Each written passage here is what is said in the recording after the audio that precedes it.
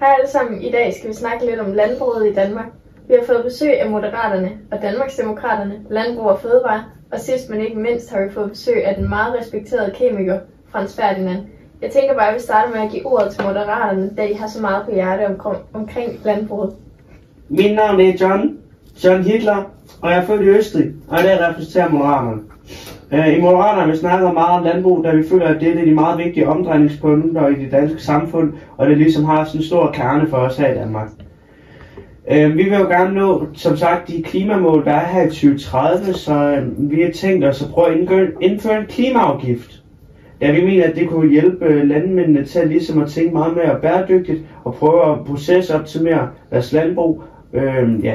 Og den måde det vil fungere, det var at lægge en afgift på de forskellige drivhusgasser, et landbrug kunne producere, og det var som sagt for landmændene til at betale, til at tænke mere på, hvordan deres produktion er, og deres CO2-udslip, da det kan hjælpe vores samfund og klima. Det tænker jeg, det var, lige en god start.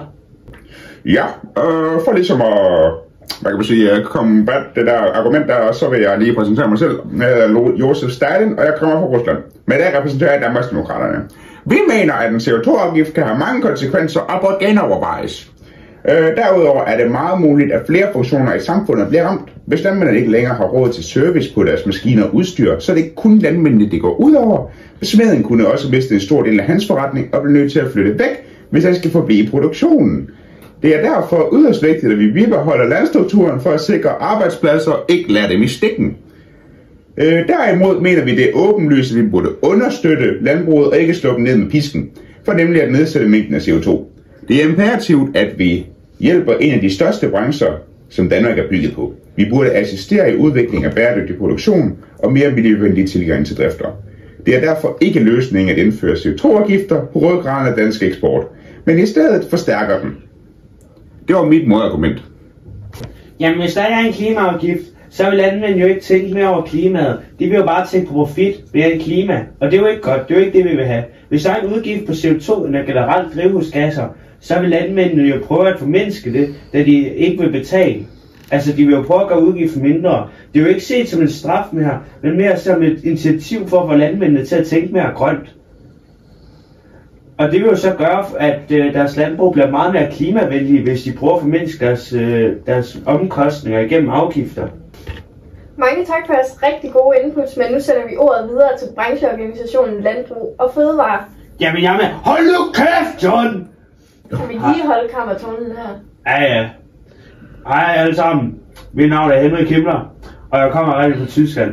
Men i dag er jeg kommet for at repræsentere Landbrug og Fødevare. Det er meget muligt, at en klimaafgift på landbruget vil sænke den sektors CO2-udledning. Men hvis vi lægger flere afgifter på de største brancher i Danmark, kommer varerne til at blive dyrere, og mange kommer til at gå konkurs. Desuden kommer vi til at miste vores konkurrencedygtighed til udlandet, hvis der bliver alternativer. Vi burde derfor sørge for, at hele EU også kommer til at indføre lignende afgifter, så det ikke kun er os selv. Det vil hjælpe på eksporten af fødevarer og vil supplere.